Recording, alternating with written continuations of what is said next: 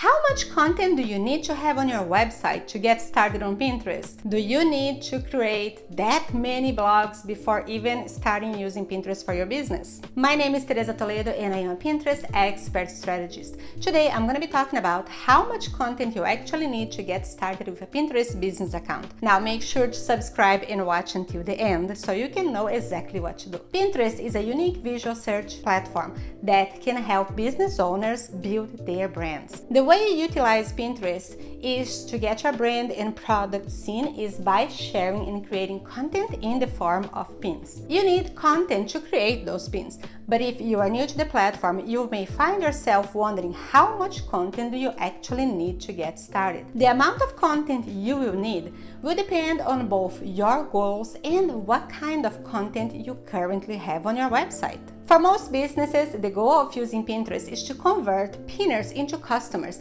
That means getting them to click through to your website and buy your products, hire your service, or otherwise engage with your business. While some people do create content only within Pinterest and monetize through the Pinterest Creators Fund or sponsored content, that isn't how most businesses and brands use the platform. If you have a business, you probably already have content that can be used to be pinned on Pinterest. But does that mean that you shouldn't get started on Pinterest if you don't have that much content? Nope. Even without external content, you can get started by using idea pins, for example. But you should get your website up quickly because your goal typically isn't just to cultivate your Pinterest audience. You want conversion, and conversion will happen on your website. There are lots of types of content that businesses can use on Pinterest.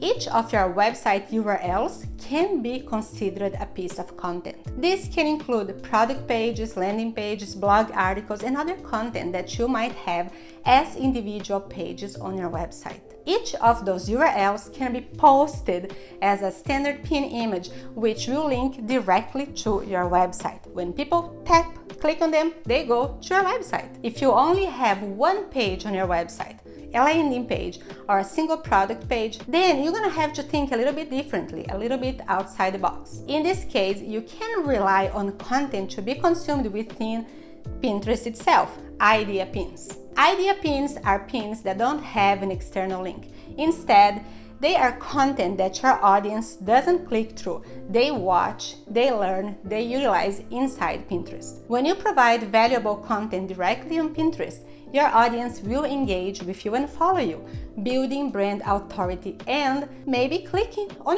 to your website from your profile. If you have several pages within your website, the approach is different. You still will need to create idea pins, but you should focus at least half of your initial strategy on creating standard pins. Each of your products or pages should be represented as part of your Pinterest content.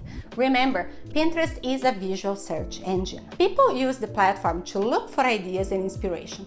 If your products aren't represented on the platform, that means the Pinterest audience can't find them. Now, how much content do you need? There is no magic formula for determining exactly how much content you need for Pinterest. Of course, the more always the merrier in this case.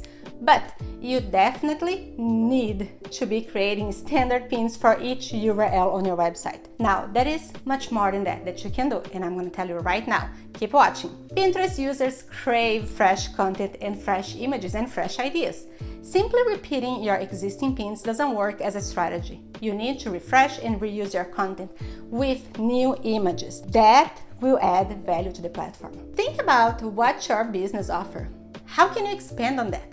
Blogging, for example, is a great way to create more content for Pinterest and invite the audience to get to know you, know your business and your product. You can create blogs that teach people about your products, how to use them, how to style them, what are their benefits. You can also showcase how your product fits in with what people already like and how your product improves already positive experiences. Writing isn't the only content you're gonna need for Pinterest. Pinterest is highly visual and you will want a great image for each pin. Standard pin images should be teasers like covers of magazines. Pinterest has a high click-through rate and we love that. Pinners know that they need to click on the images to go to the website, just like they would click a text-based search engine result in another search engine platform. If your images are appealing and representative of your content, they will work perfectly for standard pins. Video content is also extremely important. Pinterest users watch close to 1 billion video a day on the platform. This means that making short-form video content for idea pins is a great way to get in front of your audience. Are you ready to get started on Pinterest? Well, make sure to subscribe and watch my next video for more Pinterest strategy, tactics, and tips.